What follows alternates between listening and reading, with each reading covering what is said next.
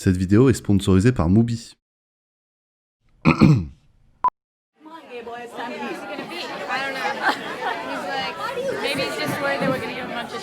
He said he wouldn't come if I brought her. He did?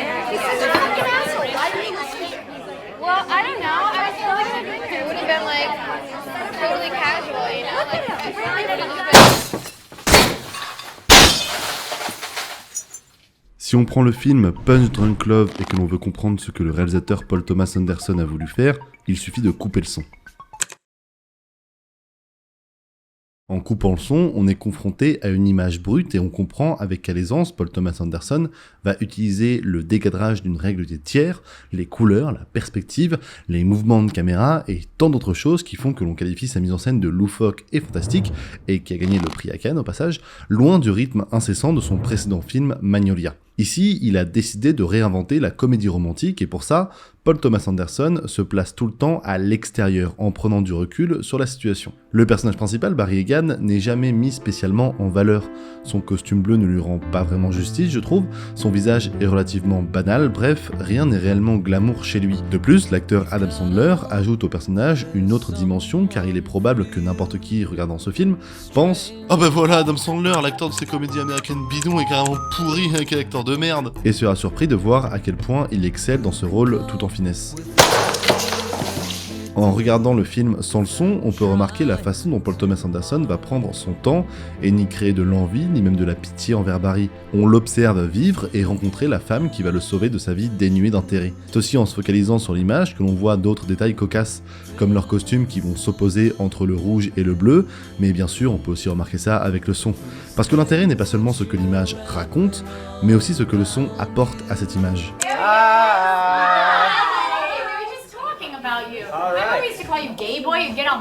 En écoutant ce passage relatant le repas d'anniversaire d'une famille nombreuse, on entend des discussions qui fourmillent, un trop-plein de discussions qui noie Barry dans la masse, parce que lui parle très peu, lui est mal à l'aise. I don't remember that. Yes, you do. You're calling you gay boy and you got so mad.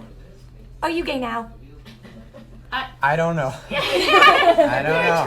C'est assez ironique de voir que l'image, elle, est totalement dénuée de rythme.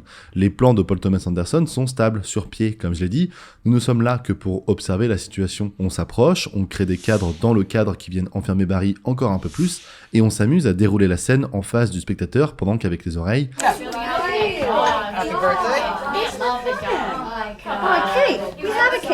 On a le droit à une cacophonie insupportable, la cacophonie que subit Barry. Et puis, on mélange les deux le temps d'une scène pour découvrir quelque chose de nouveau. Oh, I'm sorry. How's it going? How's work? This is very food, thank you. What's very food? What's that? You just said very food. Oh, I'm sorry, I meant to say very good. Ce film raconte comment un homme ayant grandi avec cette sœur et se faisant harceler pour enfin trouver une femme, va finalement rencontrer celle qui le fera se sentir bien, celle qui lui fera comprendre qu'il n'est pas étrange, qu'il n'a pas à être mal à l'aise avec sa propre personnalité. De là, Barry Egan va prendre confiance en lui. Tout le film repose sur le public qui se projette dans l'inconfort que ressent Barry Egan et comment il arrive à en sortir. Et quoi de mieux pour ça que d'utiliser le son, avec notamment la musique du merveilleux John Bryan qui signe ici une de ses meilleures bandes originales. Avec cet outil, d'associer une mise en scène distante et externe avec un son et une musique interne au personnage principal, Paul Thomas Anderson se permet de faire des choses à la fois simples, mais assez inattendues.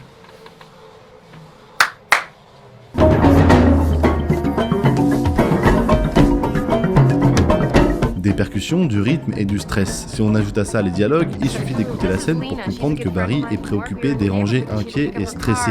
Et quand on regarde uniquement l'image... Le plan ici est très simple, mais la situation ne l'est pas. Barry vient de se faire arnaquer par une entreprise de téléphone rose et cherche à résoudre ce problème sans que ses collègues ou ses proches le sachent. On a vraiment l'impression que la caméra existe comme observatrice. La scène prend une toute autre ampleur quand on y associe le son, parce qu'on se projette dans la tête de Barry, malgré le fait que visuellement on est toujours à l'extérieur. Remember, we have to call that guy in Toledo. Which guy? I'll tell you later. You don't want to come eat with us? Il cherche à paraître serein quand il ne l'est pas, parce que Barry ne s'aime pas, mais veut cependant garder la tête haute en face de sa sœur et la fille qu'elle veut qu'il rencontre. Chaque élément de l'audio et du visuel existe en tant que tel, avec leurs propres idées. Vous pouvez regarder le film sans le son, puis l'écouter sans l'image, vous aurez deux versions très différentes.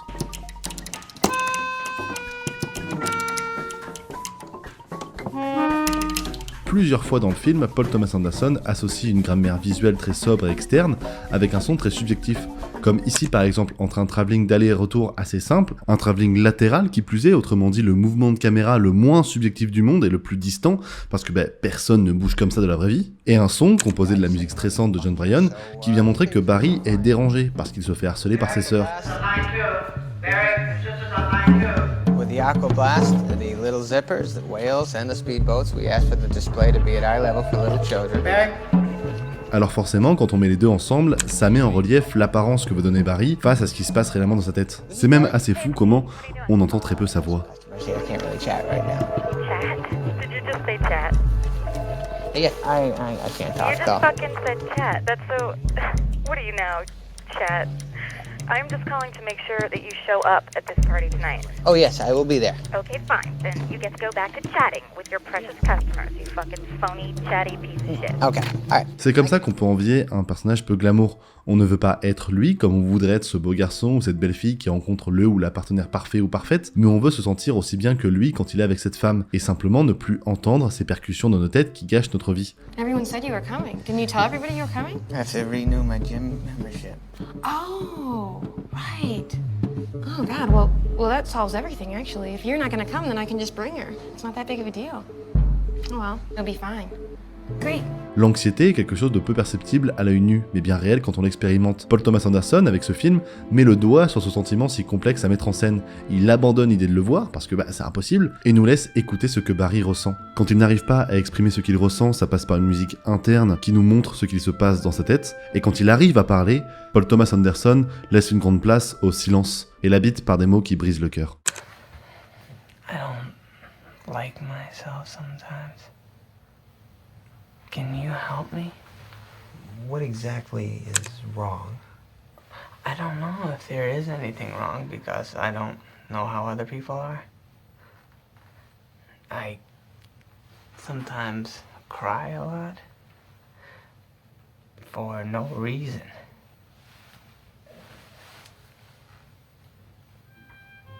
Dans Punch Drunk Love, on expérimente les émotions de Barry par le son, et la distance des images nous fait relativiser pour comprendre que derrière chaque personne légèrement étrange se cache sûrement quelqu'un qui mérite toute notre attention.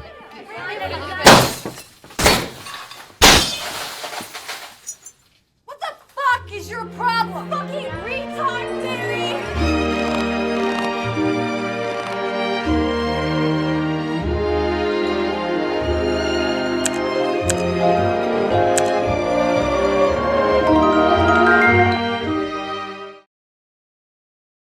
Hey, merci beaucoup d'avoir regardé cette vidéo, j'espère sincèrement que vous aura plu, et merci à tous les tipeurs et les utipeurs qui m'ont soutenu financièrement sur ce projet, et sur chacune des vidéos d'ailleurs. Vous pouvez rejoindre Tipeee, donc avec un lien dans la description, et vous aurez, si vous donnez sur Tipeee, la vidéo 24 heures avant sa sortie publique sur YouTube. Et je tiens aussi à remercier Mubi, qui est mon sponsor pour cette vidéo. Alors si vous ne connaissez pas Mubi, c'est une plateforme de VOD extrêmement sélective, où les équipes de Mubi choisissent parmi les meilleurs films du monde entier, afin de sortir un film génial tous les jours. Et leur sélection est très variée, mais dans des genres très variés, de des formats très variés. On a documentaire, fiction, court-métrage, essai, enfin plein de choses différentes. Et en plus de ça, Mubi a un service qui s'appelle Bibliothèque, qui est une plateforme de VOD très classique. Donc si vous voulez entrer plus en profondeur sur des réalisateurs, sur, je sais pas, des envies, sur des genres, peu importe, et ben vous avez une vidéothèque de disponible. On a des Kurosawa, on a Paris Texas de Wim Wenders, on a aussi les specials que Nicholas Winding Refn restaure. Il y a un partenariat donc avec Mubi. Là, il y a une vidéothèque, c'est un tout nouveau service qui vient d'ouvrir.